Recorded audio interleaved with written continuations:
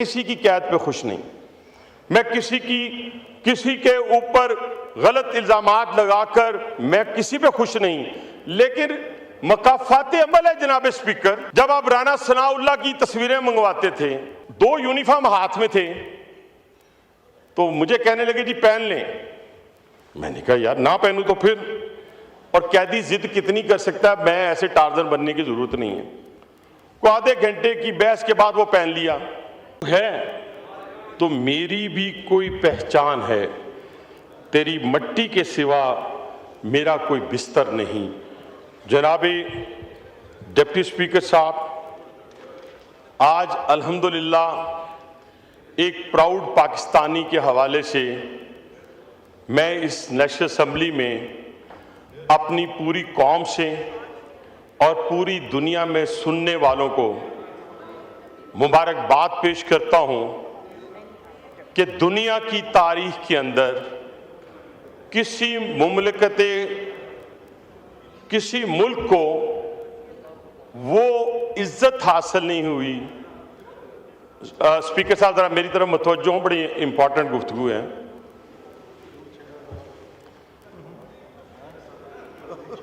चलो कर बोले, आप बोले, तवज्जो आपकी तरफ है। चल, तो मैं अर्ज कर रहा था कि पूरी दुनिया के अंदर पिछले 400 साल में कोई मुल्क ऐसा, मुझे यहाँ पे बड़े बड़े इंटेलेक्चुअल्स बैठे हुए हैं, वो मुल्क निकालें जिसे पूरी दुनिया मान रही हो, जिस पे पूरी दुनिया का एतमाद हो।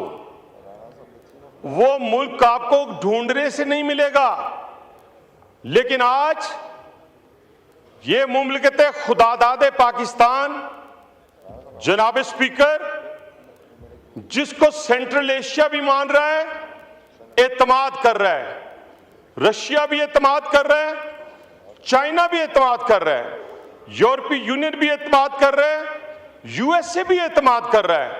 और फिर हमने क्या किया जनाब स्पीकर कि हमने अपने भाइयों को एक कच्चे धागे पे चल के पाकिस्तान ने सऊदी अरब और ईरान के मुफाहमत करवाई, मामलात तय किए, भाई को भाई से नहीं लड़ने दिया।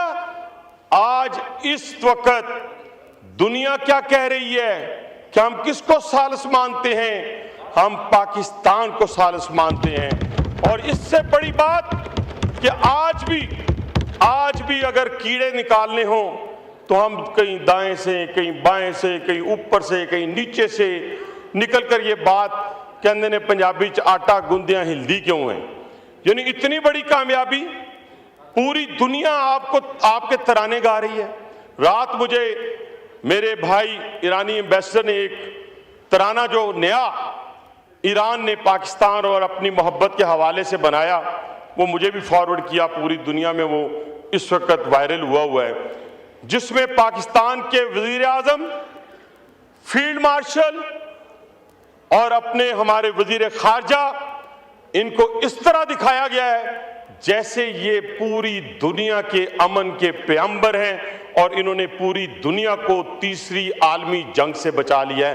इससे बड़ी कामयाबी और पाकिस्तान को क्या मिली, और पाकिस्तानियों को इससे ज्यादा अल्लाह ताला क्या इज्जत दे। और मैं तो आज तमाम दोस्तों भाइयों को ये कहूंगा कि कुछ सीख लें किसी से, एक नेशन बन जाएं, एक कौम बन जाएं। खुदा की कसम सामने खड़े हैं। कोई हमने तो कैद की वो सोबतें, यहां आज दोस्त भाई बात करते हैं, मैं किसी की कैद पे खुश नहीं, मैं किसी के ऊपर गलत इल्जामात लगाकर मैं किसी पे खुश नहीं, लेकिन मकाफाते अमल है जनाब स्पीकर। जब आप राना सनाउल्लाह की तस्वीरें मंगवाते थे, जब मैं एक छोटा सा 30 सेकंड का वाकया सुनाता हूं, मैं कभी नहीं ये चीजें बयान करता, और इसलिए नहीं करनी चाहिए कि जब आप इस मैदान में हैं तो इन आजमाइशों से आपको गुजरना पड़ेगा। ये तो कौन सी बड़ी बात है कि बंदा रोना धोना शुरू कर दे। जब सियासत में आएंगे, पाकिस्तान की सियासत हो, हिंदुस्तान की सियासत हो, बांग्लादेश की सियासत हो, मैं यूरोप की बात नहीं करता, चाइना की बात नहीं करता, आप आए, आपको हर चीज का सामना करना पड़ेगा। मैं एक 30 सेकंड या 1 मिनट का वाकया है जनाब स्पीकर। मैं जेल में था, तो सुबह का टाइम 9 बजे या पता नहीं 9:30 वो खोल देते होते थे सबको। उस दिन बिल्कुल लॉकअप बंद। तो मैंने कहा शायद कोई वीवीआईपी मूवमेंट होगी, कोई आ रहा होगा। थोड़ी देर बाद कोई 25-30 लोग आते हैं, उन्होंने हाथ में कैदी यूनिफॉर्म पहना हुआ था। मैंने तो खुदा की कसम, मैं पिंडी में रहता हूं, मैंने नहीं पूछा कि किस कैदी ने यूनिफॉर्म पहना हुआ है कि नहीं पहना हुआ। तो 2 यूनिफॉर्म हाथ में थे, तो मुझे कहने लगे जी पहन लें। मैंने कहा यार ना पहनूं तो फिर, और कैदी जिद कितनी कर सकता है, मैं ऐसे टार्जन बनने की जरूरत नहीं है। को आधे घंटे की बहस के बाद वो पहन लिया। मुझे गिरफ्तारी के वक्त भी अल्हम्दुलिल्लाह, क्योंकि मैं भागा नहीं था, ना भागने का इरादा था, तो हथकड़ी नहीं लगी थी। उसके बाद दूसरा अमल जनाब स्पीकर, मुझे ड्योढ़ी में ले जाके हथकड़ी लगाई गई। उसके बाद एक फ्लैश होता है, तो मैं उसको कहता हूं जो मुझे हथकड़ी लगाता है, मैं कहा ਤੁਹਾਡਾ काम खत्म हो गया। कहता सर इन्ना ही सी। वो तस्वीरें भी तो कोई मंगवा के देखता था ना। तो मैं आज उस माहौल में तो नहीं रहना चाहता, ना जाना चाहता हूं, ना छेड़ना चाहता हूं। क्यों? क्योंकि आज तो मुझे दुनिया में, आज जिनेवा में होस्ट कौन है? आज पाकिस्तान का वजीर आजम होस्ट है, वजीर आजम। और जनाब स्पीकर, इसके पीछे भी एक बहुत बड़ी साइंस है, बहुत बड़ी हिकमत है। ये जो फतह आपको नसीब हुई है, आज इज्जत नसीब हुई है, ये 10 मई का शाखसाना है। ये 10 मई को जो अल्लाह ताला ने हमें फतह दी, हमारे शहीनों की निस्बत, कहते हैं ना शेरों का एक बहुत बड़ा इज्जड़ हो या बहुत बड़ा जिसे कहते हैं लश्कर हो, और उसको लीड करने वाला गीदड़ हो, हर जगह अच्छे बुरे लोग मौजूद हैं। फौज में सारे अच्छे नहीं हैं, जुडिशरी में सारे अच्छे नहीं हैं, पॉलिटिशियन सारे अच्छे नहीं हैं, ब्यूरोक्रेसी में सारे अच्छे नहीं हैं। हर जगह ज्यादा मिकदार में अच्छे लोग मौजूद हैं और बुरे मिकदार में भी। तो कहते हैं कि लश्कर शेरों का हो, लीड गीदड़ कर रहा हो, तो फिर टैंकों में डीजल भी नहीं होता, फिर जहाजों में तेल भी नहीं होता। तो जब शेरों की क़यादत जो है, दिल खोलें यार, कौन है? पाकिस्तानी फौज का सिपाही सलार है, जिसने इंडिया को नाको चने चबवा दिए हैं, जिसने अफगानिस्तान के अंदर मौजूद टेररिस्ट के ठिकानों को तबाह बर्बाद कर दिया है, जिसने कहा कि अगर हम नहीं तो फिर कोई भी नहीं। तो यही बात यहां तक नहीं रुकती, अब इसके पीछे भी तो कहानी है।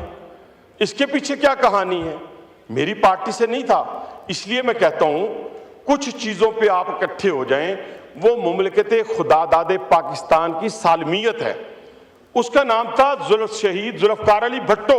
हम बचपन से मुखालिफ है रहे, बनाया गया, दिमाग बना दिया गया, जैसे बनाया जाता था कि यार ये गद्दार है, ये मुसलमान नहीं है, ठीक है सर।